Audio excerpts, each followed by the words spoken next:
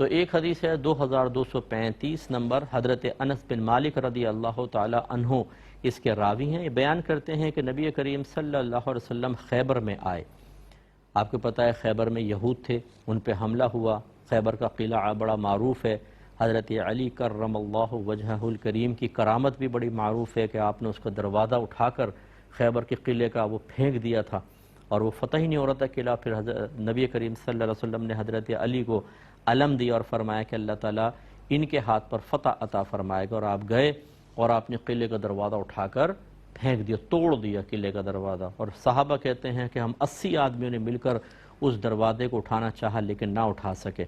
وہاں سے جب وہ کنیزیں ہاتھ میں آئیں، یعنی قبضے میں آئی ہیں، تو پھر ان میں حضرت صفیہ بنت حوی رضی اللہ تعالی عنہا بھی تھیں۔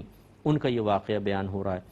تو نبی کریم صلی اللہ علیہ وسلم خیبر میں آئے، پس جب اللہ تعالیٰ نے آپ کے لیے خیبر کو فتح کر دیا تو آپ کے سامنے صفیہ بنت حوی بن اخطب کے حسن و جمال کا ذکر کیا گیا، کیونکہ آپ بڑے خاندان کی خاتون تھیں۔ ان کے شوہر قتل کر دیے گئے تھے اور وہ اس وقت دلہن تھیں، تو شوہر قتل کر دیے گئے تھے۔ پس رسول اللہ صلی اللہ علیہ وسلم نے ان کو اپنے نفس کے لیے منتخب کر لیا۔ اگر آپ کو یاد ہو تو پیچھے یہ روایت گزر چکی ہے کہ حضرت دحیہ کلبی رضی اللہ تعالی عنہ کو نبی کریم صلی اللہ علیہ وسلم نے یہ دے دی تھیں پہلے، پھر آپ کو بتایا گیا کہ یہ اعلیٰ خاندان کی ہیں اور یہ آپ ہی کے لیے انسب ہوں گی کہ آپ ان کو اپنے زوجیت میں رکھیں۔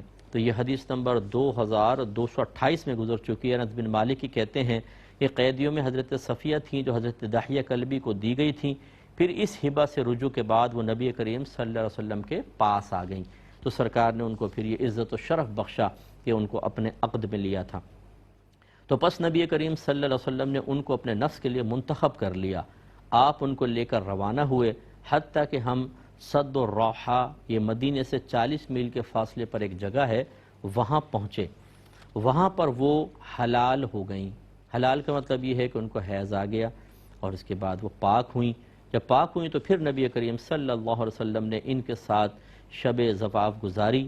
پھر آپ نے حیث یعنی کھجور، پنیر اور گھی سے تیار کردہ ایک کھانا، اس کو حیث کہتے ہیں، بنوایا اور اس کو چمڑے کے چھوٹے سے دسترخوان پر رکھا۔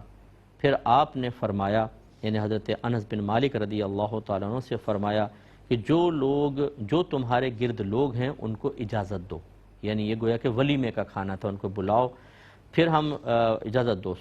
نبی کریم صلی اللہ علیہ وسلم کا حضرت صفیہ سے نکاح کا ولیمہ تھا، یعنی حضرت انس بن مالک کہتے ہیں کہ پس یہ نبی کریم صلی اللہ علیہ وسلم کا حضرت صفیہ سے نکاح کا ولیمہ تھا۔ پھر ہم مدینے کی طرف گئے، پھر میں نے دیکھا کہ نبی کریم صلی اللہ علیہ وسلم ان کو اپنے پیچھے اپنی چادر سے چھپا رہے تھے۔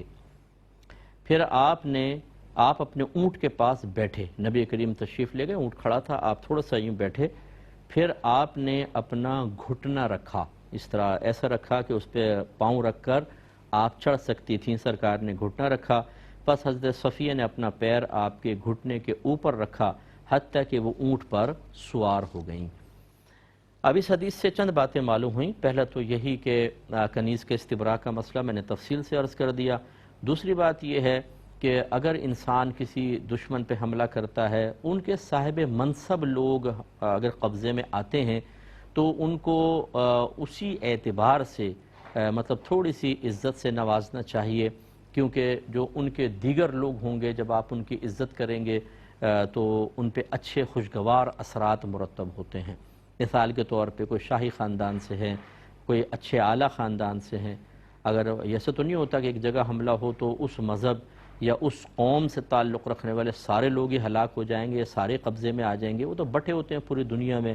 اب جب یہ پتہ چلتا ہے کہ کچھ لوگوں نے حملہ کیا اور ہمارے جو بڑے لوگ تھے، صاحب منصب لوگ تھے، ان کو ذلیل نہیں کیا، بے عزت نہیں کیا، عورتوں کی عزت خراب نہیں کی، ان کو قتل نہیں کیا، برا سلوک نہیں کیا، بلکہ بہت اچھا سلوک کیا، ان کو عزت سے نوازا، تو خوشگوار اثرات مرتب ہوتے ہیں، ایک اچھی تاریخ مرتب ہوتی ہے۔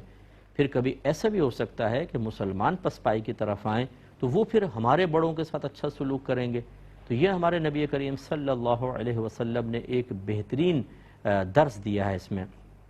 اگرچہ اس میں کوئی انکار نہیں کر سکتا کہ آپ کا حضرت صفیہ بنت حوی بن اخطب رضی اللہ تعالی عنہا سے نکاح فرمانا یہ اللہ کی طرف سے مقدر تھا، یہ مقرر شدہ تھا، آپ کو یقیناً الہام فرمایا ہوگا اور آپ نے ان سے نکاح فرمایا، تو یہ پہلے سے ازل سے فیصلہ تھا۔